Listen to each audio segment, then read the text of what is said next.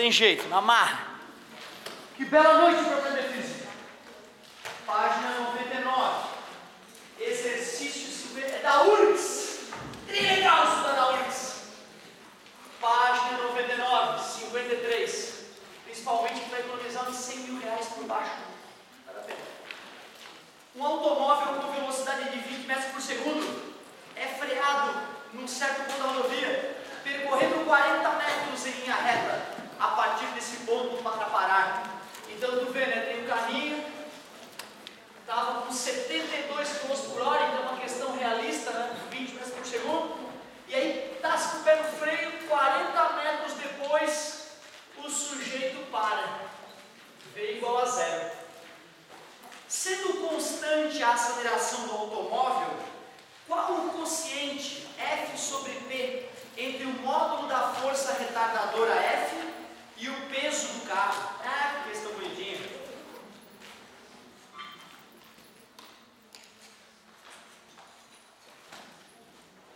Se esse carro sofreu uma desaceleração, certamente é porque uma força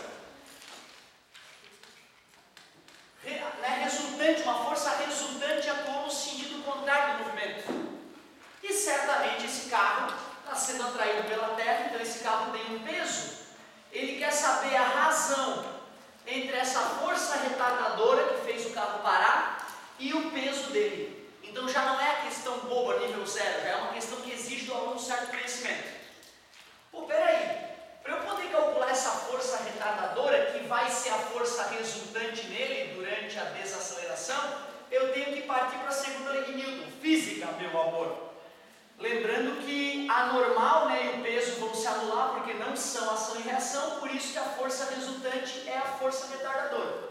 O cara não me deu a massa do carro, o que não me importa, porque na verdade quando eu vou dividir esse cara por esse, vai ter a massa do carro em cima e vai ter a massa do carro embaixo, vai cancelar. Mas eu vou precisar da aceleração do cara para descobrir essa força retardadora F. Como a questão falava de velocidade e distância, mas não falava em tempo, eu corro para o Torricelli.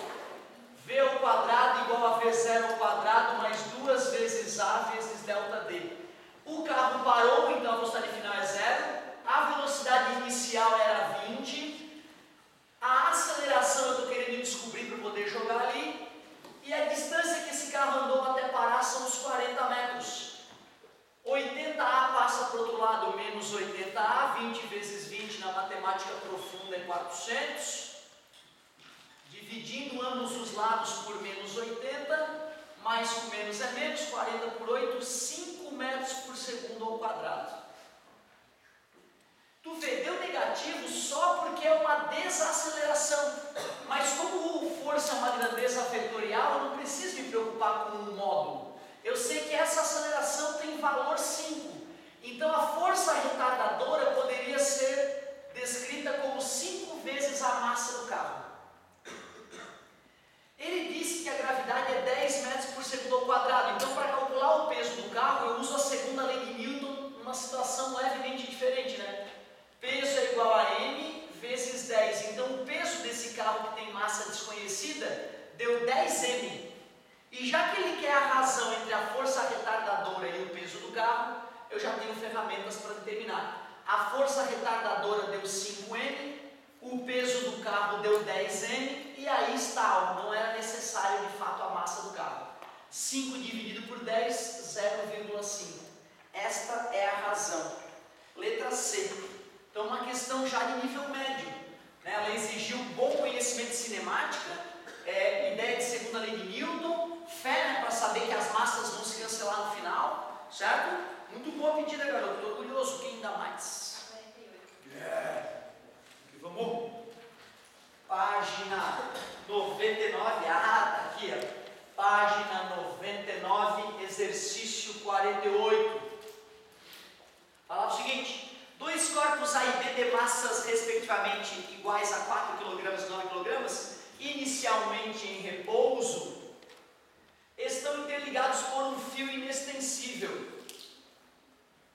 Figurinha mais ou menos essa, um chãozinho para passar no psicotécnico. Ali está a força F. Interligados por um fio inextensível de massa desprezível sobre uma superfície Sobre A, aplica-se uma força de 260 newtons, conforme a figura. Ele me garantiu que essa força que atua em A é 260 newtons. Calcule a aceleração de B, ele quer a aceleração do sujeito B, e a força de tração do fio entre A e B, ele quer a tração do fio. Show de bola, muitíssimo obrigado.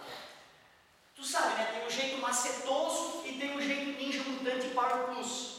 O jeito macetoso, cara, tu finge inicialmente que era uma coisa só e faz o física, meu amor, para descobrir a aceleração. Como eles estão linkados, a aceleração de um é a aceleração do outro.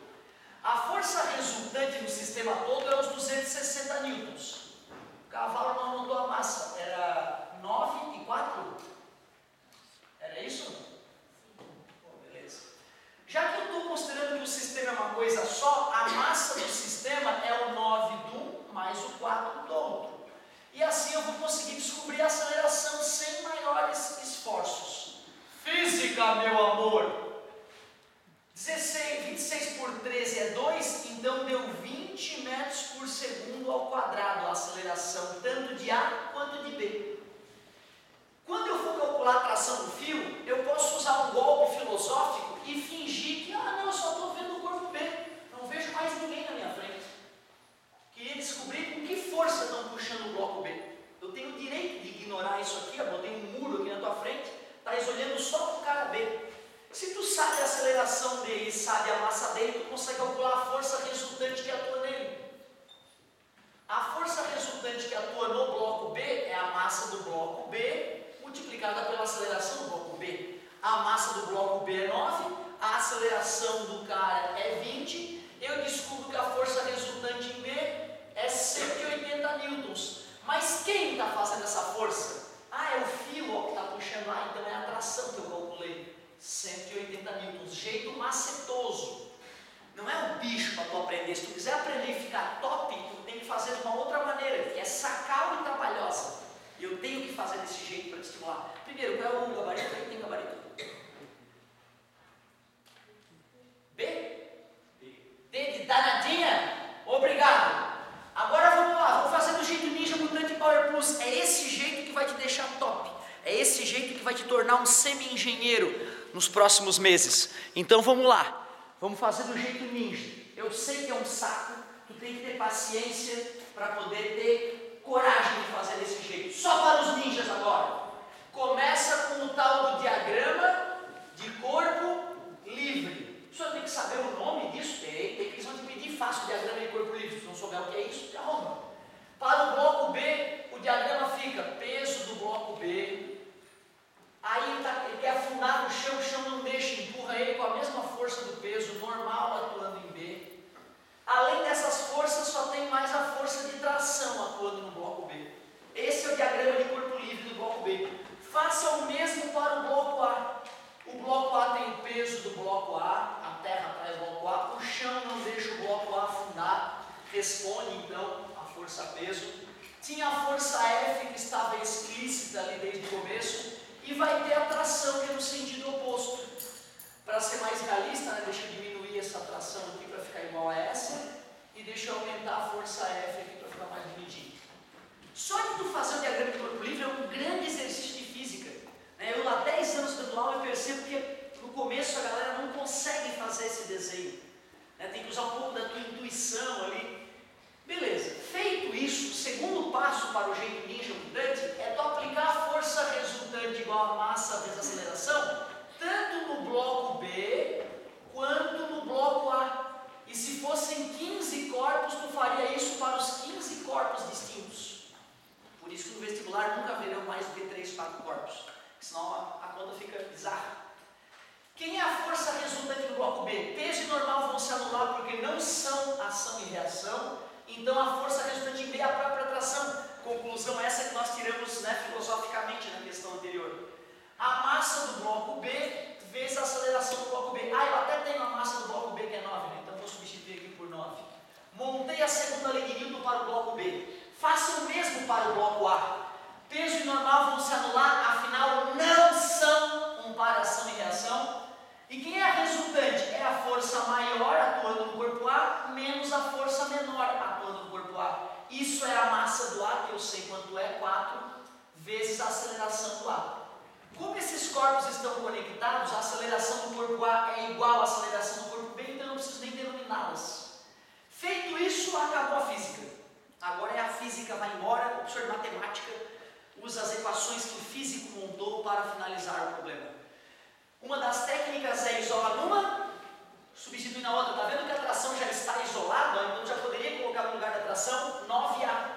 Porém, para te estimular a trabalhar diferente, uma maneira bacana de resolver esse sistema é através do método da adição, onde a gente adiciona as equações. Menos t com mais t vai cancelar, fica f, 4a com 9a, 13a.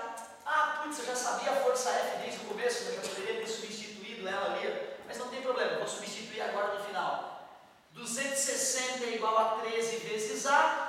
Putz, claro que deu igual, né? 20 metros por segundo ao quadrado, que ninja que é esse jeito. E aí substituindo o 20 ali, ó, 9 vezes 20, tração 180, certo?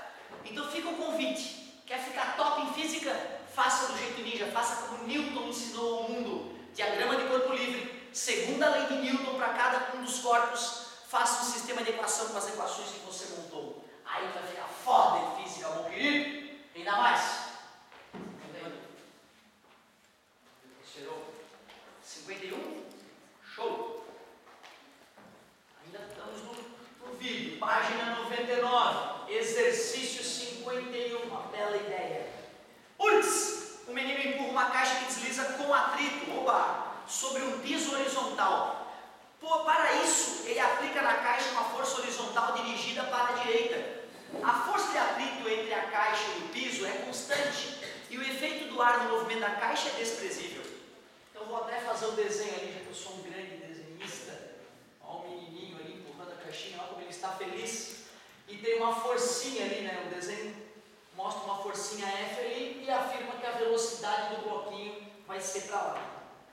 No instante inicial, representado na figura abaixo, a força aplicada pelo menino é F, cujo módulo é maior do que o da força de atrito, e a velocidade da caixa é V0.